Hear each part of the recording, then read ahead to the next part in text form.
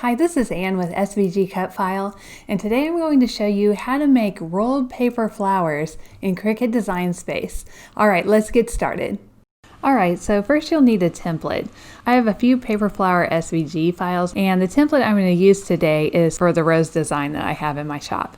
This one, every petal is different because that's the way flowers are in real life. And it also comes with leaves that you can use with it, but anyway, you can take a look at it if you want. That link is in my description below. Whatever template you use, you're going to want it to be in this same style, kind of a spiral shape. Okay, I've started up Cricut Design Space, and now I'm just going to resize this window. We'll start a new project, and then I'll come over here to upload. We'll come up here to upload image, and then we'll browse. And you'll need to navigate to your downloads folder. If you're on a Mac, you can just hit Option Command L, but if you're on a PC, it's over here somewhere, probably in your favorites section. Here's the rolled rose. We'll want to use the SVG version. That just means that the last three letters are SVG, not the PNG or the DXF, because this is Cricut Design Space, so we'll want SVG. We'll say Open. Okay, and now we'll just come over here to save. You can also rename the image if you want to, but I usually don't do that. And then I'm going to click on it and insert images. All right, now we've got two versions here. I'm going to zoom out a little bit right down here. And I've got two versions. I've got one with a score line, and this is really meant for those of you who have a scoring tool. Okay, but I'm going to go with the basic one, which is this one right here. So I'm going to ungroup this. I'm going to click the one I want, which is this one over here. I'll hit Command X or Control X on a PC, then Command A or Control A on a PC and delete. And then we'll just paste it back in. Command V or Control V on a PC. Now this is showing as 8.3 by 8.6, and that is about the size that we want it. My paper is 8.5 inches wide, and so I'll want to max it out at as big as I can make it. And I'll put it right here. My 8.5 by 11 goes right here. So I'll try to get it to fit in there. Now I'll just come up here to the green Make It button. And our material size is not 12 by 12, that's our mat size, but our material size is 8.5 by 11. It doesn't give us that option. So that means that it's a little bit too big to fit. So we'll cancel. I'll click on it and I'll bring it in just a little bit. I'm going to make it 8.2. That should be maybe even a little bit smaller. 8.2, okay, 8.197. And now I'll make it. I'll come over here to material size, and now I have it available. So 8.5 by 11. And then we'll come down here to continue. Make sure your machine is on, and then it should connect to it. My base material is set to cardstock, and you can see the big dial is set to cardstock right here. I'll go ahead and open up the Cricut, and then we'll go ahead and load the mat. Okay, now I'm going to put my cardstock right up here in the upper left corner at 0, 0. You can see where the ruler says 0, 0. Press it down on the mat so that it's able to stick while the Cricut cuts it. Okay, so now we're going to load our mat. I'll kind of push it in underneath these two parts, and then I'm going to hit the flashing arrow button. You might have to actually help it along a little bit by pushing on the edge so that it's able to catch it. And then the next step is to push the little Cricut button. Okay, now Cricut is going to go through the process of cutting out this rolled paper flower.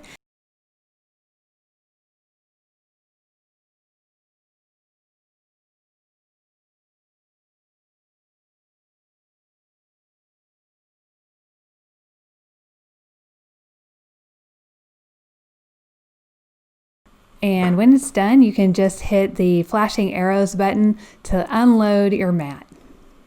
Okay, so now we've got our mat with our template on it. I'm just going to use this tool, which came with my Cricut, to kind of lift this off the mat. And this really depends on how sticky your mat is, but just make sure to get under it. Then you can easily pull it off just like this.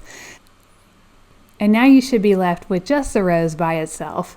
I'm going to use the same tool to get underneath the very edge of the rose, and then just follow the center as I go so I don't accidentally rip one of the outer petals off. So as you can see, it can be kind of easy to get under the wrong part and it might rip. Okay, there we go. And oops, I almost ripped it right there. But no problem. And that's it. Now we have our template by itself.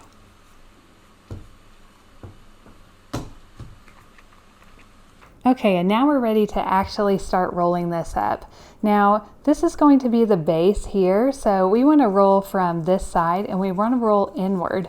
I use a paintbrush for this, but you could also use a pencil. You could use like a folding bone. I've heard that works really well. So I'm just going to roll it like this.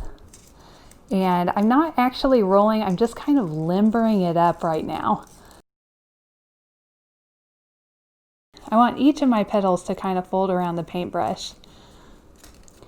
And I'll just kind of speed this up so you don't have to watch the full thing. But you get the idea. And it's okay to bend them. I try not to. I try to, like actually bend a crease in there. I try not to just because it always wants to conform to that crease.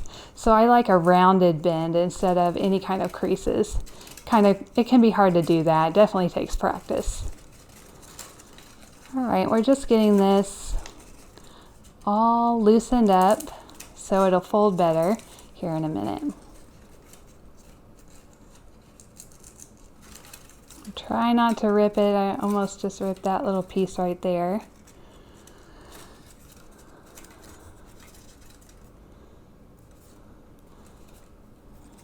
Okay. You can see I've got some pretty strong little bends in here, and that's not really a great thing, but it doesn't really matter too much either. All right, so now we've got our whole thing ready to go, and we can just start folding. I like to keep this area in the middle pretty tightly folded, and we will just go on and fold it around like this. You can kind of see what the middle looks like. I try to keep the bottom straight as possible, this part. And this part in here, I generally leave these flowers as is, but then when we get on the outside like this, I start folding the flowers out like this. And they'll become a little more noticeable as we go.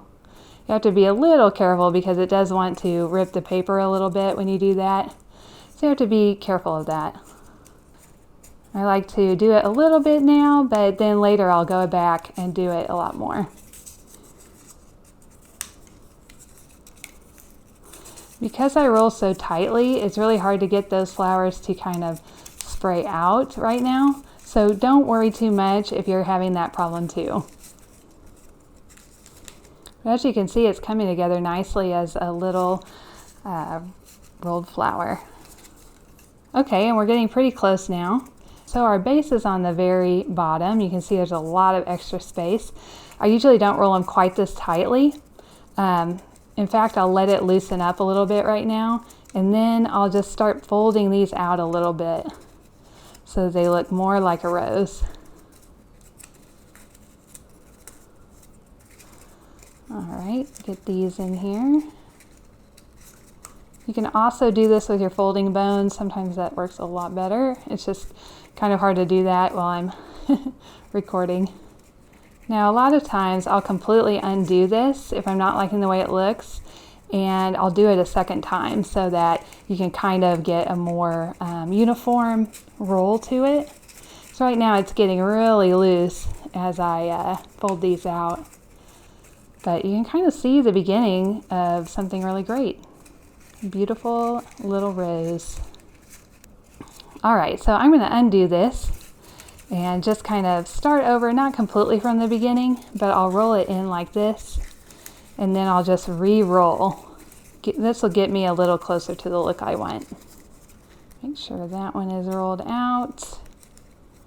Okay, sorry, it's kind of hard to keep my hands in the same place while I'm doing this for the tutorial. All right, and this is looking really good. Let's fold this around here. Start putting these out again a little bit.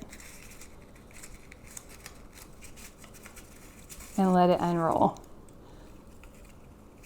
Okay, so now we can come back here on the back and just use our glue gun. You can either use a glue gun to secure it here, or I like to use this 3-in-1 glue.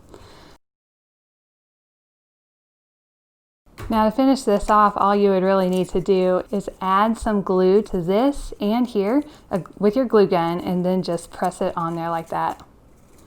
And you'll be good to go.